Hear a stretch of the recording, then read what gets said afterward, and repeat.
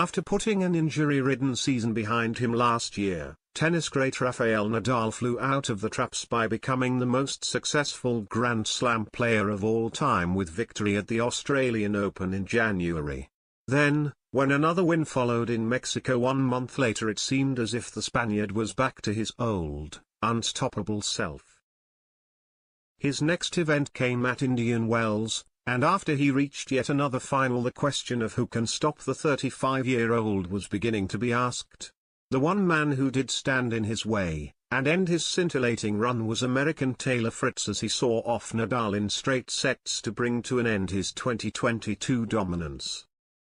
And, after finally being halted by one of his fellow ATP stars, the 21-time Grand Slam champion was dealt another obstacle due to his dreaded fitness troubles. It has been no secret that Nadal has struggled with injury in recent years, and when it seemed they were finally in the past, his troubles came back to haunt him once more, just as the French Open arrives on the calendar. All of a sudden the discussion surrounding Nadal soon switched from how can he be stopped, to how long does he have left at the top of the game, as his injury problems returned. As Nadal's form has begun to stutter, his old rival Novak Djokovic has enjoyed liftoff following his stop-start beginning to the new year.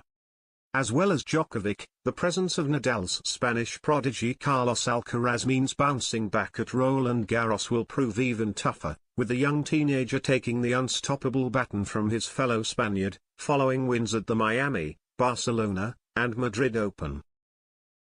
Nadal's stutter and Djokovic and Alcaraz's recent rise in form has seen his two rivals become the two stars hotly tipped to lift the French Open crown ahead of the injury-ridden Spaniard. Writing the 21-time Grand Slam champion off, though, is always a dangerous decision, especially when out on the Parisian clay. The Spaniard has proven to be a magician when on the Roland Garros stage throughout his career, and has an incredible 13 French Opens to his name, including 9 in 10 years between the 2005 and 2014 edition. Regardless of his remarkable run in France, you only have to look back at Nadal's heroics down under just 4 months ago as evidence of him thriving when his back is against the wall. Like Roland Garros, the 35-year-old travelled to Melbourne on the back of an injury-ridden run, and his winning chances were murmurs rather than confident tips. In typical Nadal fashion, though, he bounced back when it mattered most by shocking the tennis world with victory after many had already written his career, let alone his tournament chances, off.